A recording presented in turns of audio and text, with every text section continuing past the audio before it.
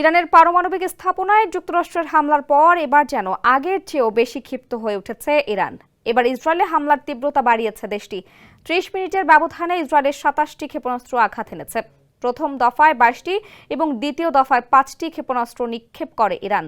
দুই দফার হামলার মধ্যে সময়ের ব্যবধান ছিল আধা ঘন্টারও কম। আর এমন প্রেক্ষাপটে নিজেদের আকাশ সীমা বন্ধ করে দিয়েছে ইসরায়েল। দেশটির সেনাবাহিনীর বরাত দিয়ে খবর জানায় আল জাজিরা। হামলার লক্ষ্যবস্তু ও এলাকা ছিল ব্যাপক। এর মধ্যে রয়েছে অধিকৃত সিরিয়ার গোলান মালভূমি, আপার গালিলি অঞ্চল, উত্তর ও মধ্য উপকূলীয় অঞ্চল।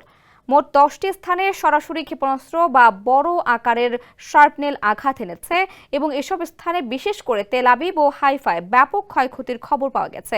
যমুনা ইলেকট্রনিক্স ঈদে ডাবল খুশি অফার সিজন 3, যে কোনো পণ্য কিনলেই পাচ্ছেন নিশ্চিত ঈদ উপহার। তবে কোন ধরনের ভবন ক্ষতিগ্রস্ত হয়েছে তা এখনো স্পষ্ট নয়। ইসরায়েলি জরুরি চিকিৎসা সেবা বিভাগের প্রাথমিক তথ্যে জানা গেছে এ হামলায় অন্তত ১৬ জন আহত হয়েছেন।